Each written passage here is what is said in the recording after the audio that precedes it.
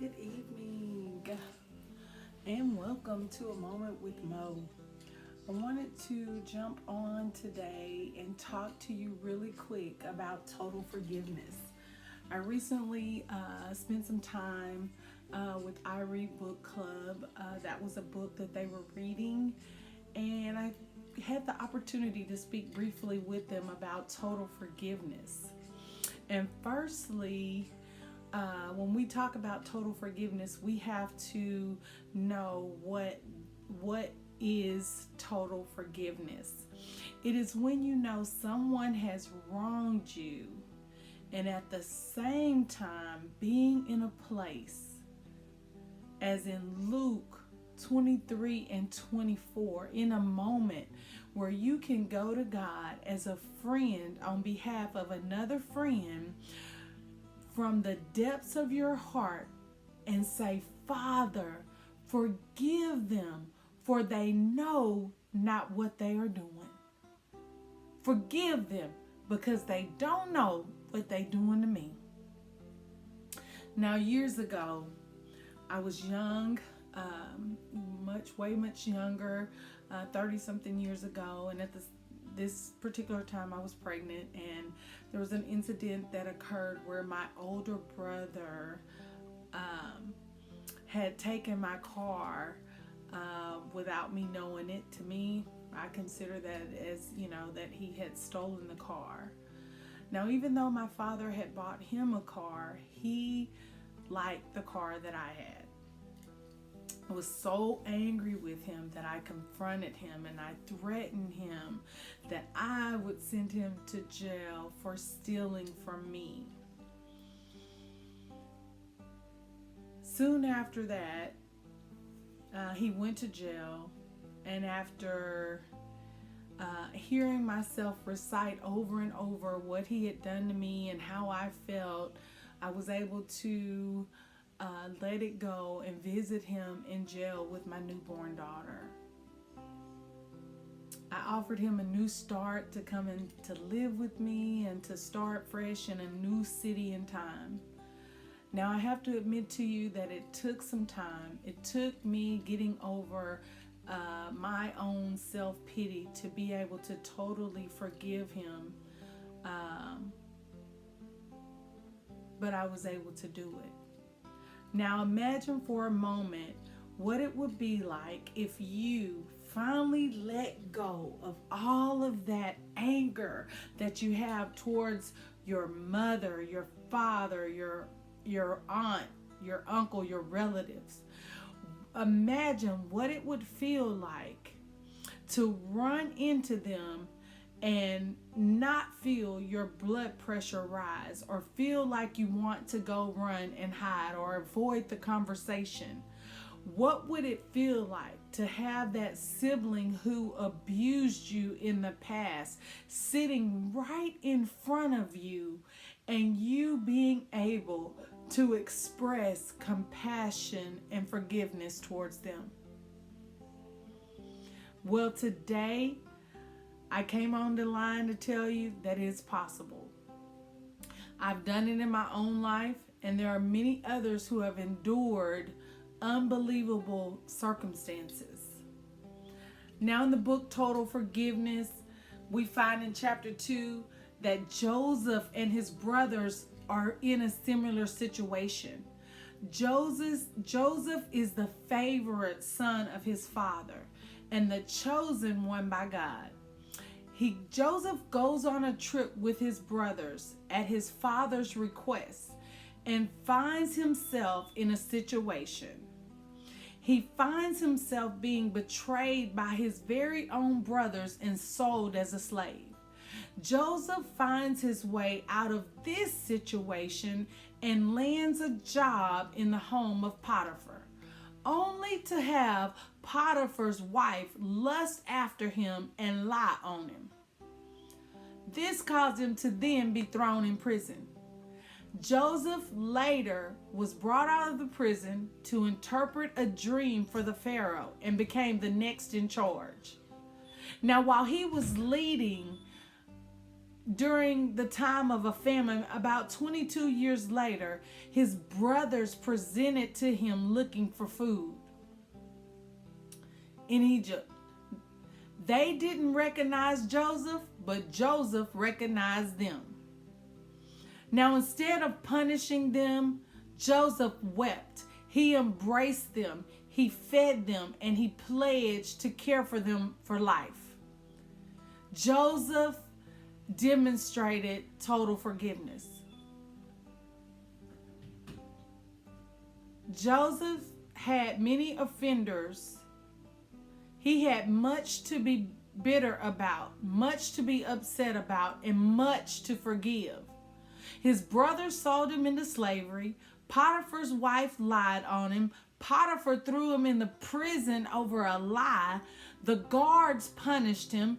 God let it all happen.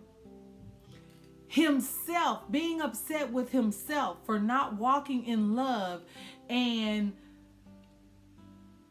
exciting his brother's jealousy while promoting himself, because Joseph was not shy about sharing with them what God has showed him about his future. How many of you know on today that sometimes what God shows you is just for you?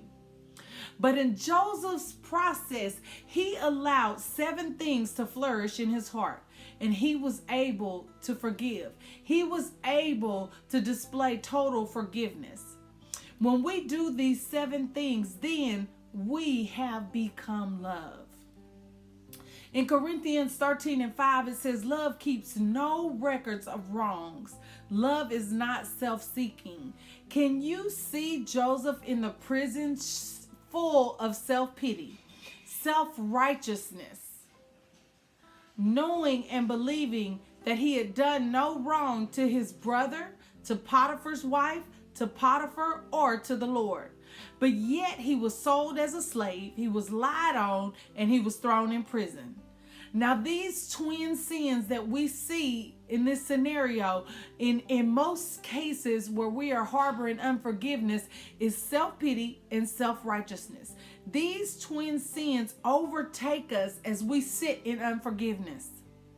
When these two are eclipsed or overturned, then we know that we have reached a place of total forgiveness. And we then keep no record of wrongs. Many times we remember in our pain, but he did this to me. That is a sure sign, a form of self-pity. And on the other hand, self-righteousness is continuous reminder that, oh, I didn't do anything wrong. We keep replaying that in our head. It is a form of self-righteousness. How do we know that we have total forgiveness? We must embrace the 7 things that Joseph allowed to flourish in his heart. So let's review these quickly because my time is running short. Number 1, don't let anybody know what someone said or did to you. Stop telling everybody what happened, what they did. Oh, did you know that he ran over my toe? Number 2, do not allow anyone to be afraid or intimidated by you. Now, a lot of times when people know that you're upset with them, they can be intimidated by you. Oh, I don't really want to go and talk to her right now. You should not allow anyone to be in that place about being in your presence. Number 3, we will want them to forgive themselves and not feel guilty. I had a situation years ago where I was able to tell the person that I had forgiven them because they felt some kind of way about the situation. But I was able to tell them, hey, look, I have forgiven you. Now, you need to ask God to forgive you and then forgive yourself. You will want them to not feel guilty, but you will have a desire for them to go on and forgive themselves because you have displayed total forgiveness. Number 4, you will allow them to save face. And what I mean by this is save face is when you're in a moment with this person who hurt you and they say something that you can relate to what they did to you, you don't have a comeback. You don't bring it up and throw it in their face, but you let it go. You allow them to save face in that moment, even though what they said triggered something for you. Number 5, you will protect them from their greatest fear. You will help protect that person from the greatest fear, which could be exposure. But you will cover for them. As the Bible tells us, that love covers a multitude of sins. Number 6, it is a lifelong commitment. When you have experienced total forgiveness, it is not for 6 months. It's not for the weekend. It's not for that moment when they're in your face, but it is a lifelong forgiveness. When you see them, rage doesn't overtake you. For example, instead of punishing his brothers, after Joseph's father died, he embraced them even more. And he pledged allegiance to them that I am going to feed you and your children until you die. Total forgiveness. And number 7, you will pray for them to be blessed. You can pray for a person to be blessed, but do you have all the 7 examples of Joseph in place, in right position in your heart to present them to God as a friend on behalf of a friend, to petition for them to be blessed? So I want to leave you with this final thought on this evening. The person who gains the most from forgiveness is the person who does the forgiving. When we are mad and upset and we harbor unforgiveness in our hearts, we are unable, our hearing is hindered from being able to hear the heart of God for that person. We must turn people over to God. I have always said that God can get you better than I can. Knowing if he could walk with Joseph through if God could walk with Joseph through slavery, through being falsely accused and imprisonment, surely he can walk with us and change our hearts to allow us to walk into total forgiveness. So I thank you on today for allowing me the opportunity to share with you total forgiveness, and I pray that you're blessed. God bless you.